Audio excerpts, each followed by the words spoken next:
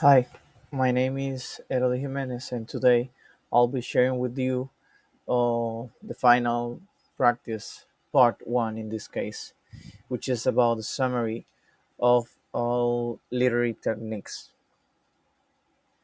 First of all, we will start with the short story. It is a brief piece of fiction with clear beginning, middle, and end. It mostly focuses on main events, doesn't have much characters, and has one or two settings. Its goal is to leave a strong message in the reader with few time and letters. To analyze this type of story, you will have to follow these clues. Identify the settings and the characters involved. Determine what the conflict is. Follow the plot. Find the theme and look for some literary aspects. I took an example in Beowulf versus Grendel. I've chosen the story of Beowulf to use as an example, specifically the battle between Beowulf and Grendel. First, the settings. This took place in Herald, which is the mid hall of the Danish kingdom. The characters in this part are Beowulf, which is the brave hero who killed Grendel, Grendel, the monster that attacked the kingdom, King Hro- Hrothgar, the current king of the Danish. The conflict it surrounds the fact that Grendel has been killing people for 12 years and Beowulf wants to stop him. The plot comes when Beowulf waited for Grendel at the Mid Hall. He fought the monster bare-handed, no weapons, and wins when he ripped Grendel's arms, resulting in a fatal wound. The theme: it gives an heroism vibe as good fights evil, also bravery for humans to fight monsters. Then we'll pass on the substone. This is a tool that helps the reader understand more complex meaning within a text. It is an acronym which each letter stands for something important of the story.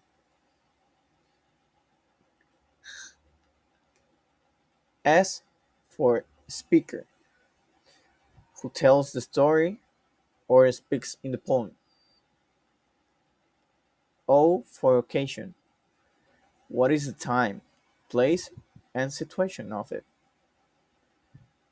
A for audience, who is the speaker talking to. P for purpose, why was it written or its goal per se. S for subject, what is the main topic of the text. And tone, the speaker's, writer's attitude and feelings. Next, I'll be sharing with you a little example on The Telltale Heart by Edgar Allan Poe. The speaker in this case is the one that committed the murder, and it talks that he is sane even though his actions showed the contrary. Occasion in this one looks like an interrogatory room while he's been in custody after the events of the murder. The audience, kind of confusing in this one, but I think he is addressing to someone in the story and to the reader to convince it could be a police or judge us that he is rational and sane. Purpose: the writer wants us to see what guilt and madness can do to a person that succumbs to it. The subject is a man has killed an old man because of his eyes, the way he looked at him, and driven by his guilt, he confessed it. And the tone, it has a creepy and mad and intense tone, as he was upset and was acting in strange. This makes the reader feel kind of scary. Next on, we will pass on compare contrast essay that I have made about Beowulf's poem versus the movie adaptation, which has many like changes in the movie adaptation, so it wouldn't be the same. Let's say. Okay, I'll start.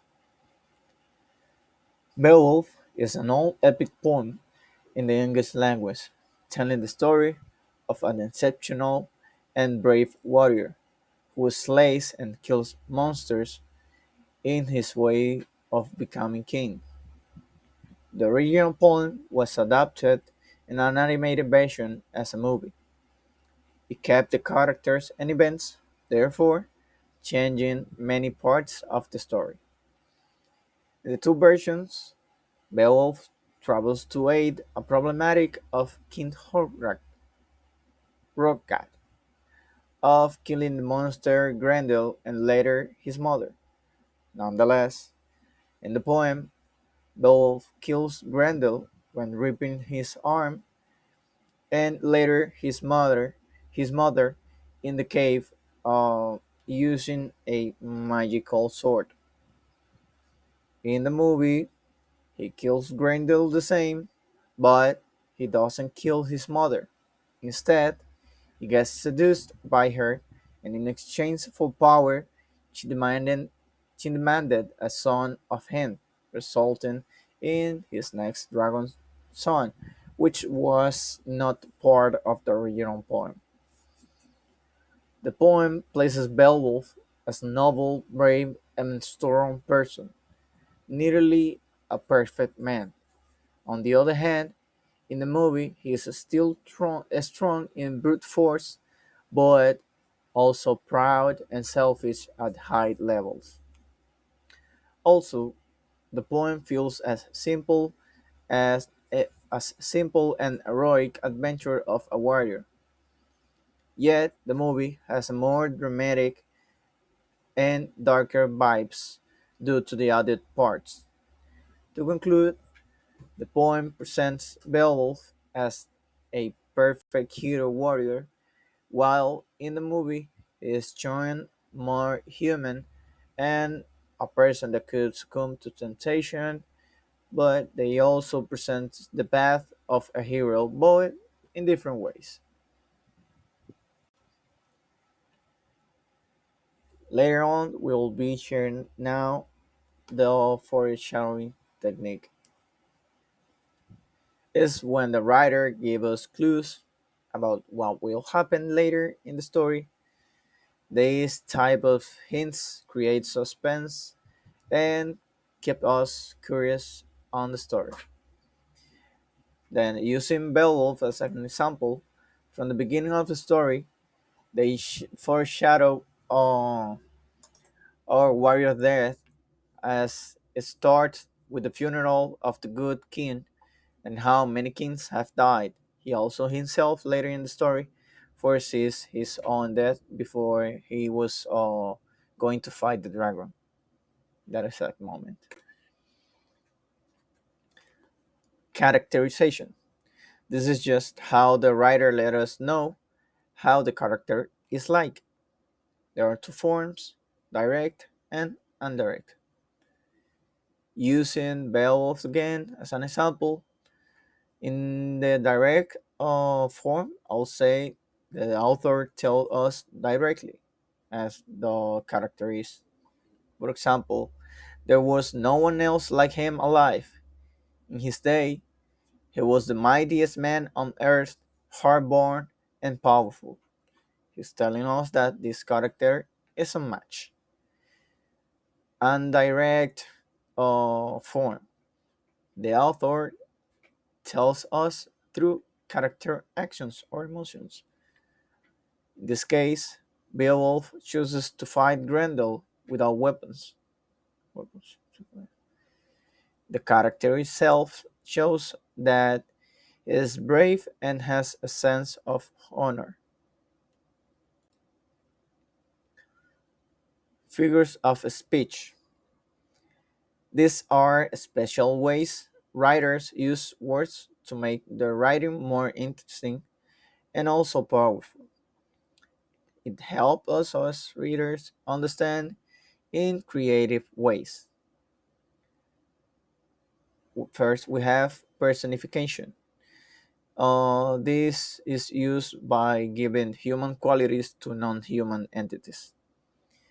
Metaphor, a comparison between two unrelated things without using like or as.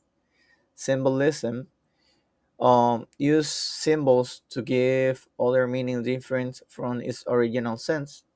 Hyperbole, an intentional exaggeration where it serves to deepen the meaning of what's said. Alliteration, this uses the repetition of similar consonant sounds to create more powerful and memorable sentences as rhythm, like a song. And there are some more, but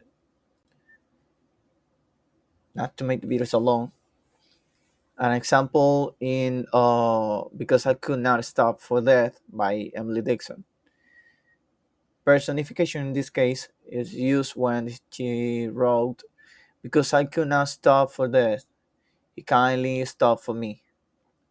Death sins as gentleman to soften the fear for death, as death is not gentle. Metaphor. He slowly drove, he knew no haste. The journey of death from life to afterlife. Symbolism. We passed the school where children strove. At recess in the green, we passed the field of gazing grain. We passed the setting sun, symbolizing childhood, maturity, and old age of the earth. Hyperbole, since then, these centuries, and yet feels shorter than the day. An exaggeration of centuries feeling shorter than a day. And also alliteration, like gazing grain and setting sun. The repetition of consonant sounds create like a musical rhythm. Next up, we have the sonnets. The sonnet is a 14-line poem. It is usually follow a specific rhyme pattern and talks about big ideas as love, time, or life. Sonnets use iambic pentameter, which means each line has 10 syllables in a Dadan rhythm. Sorry. There are two types of it. First, the Shakespearean that has three sections of full lines and two lines, ending lines. ABAB as a format, CD, and EF as at the end, GG. And the Petrarchan has 8 lines. The first ones are forming an octet, and 6 lines forming a sestet. The first is ABBA, and CD. Sorry. Uh, First step to analyze it is to count the lines. Must be 14. Then does it follow one or of the pattern of rhyme shown as before? And after that, then look for a shift in the poem. That is where the volta is. At the end, just understand well the message and check for figurative language used. In this case, I have chosen an example on his blindness by John Milton. It is a 14-line sonnet related with Petrarchan type for its rhyme, ABBA, CDE, also call it Italian sonnet. I would let you the link of it in the description of the video.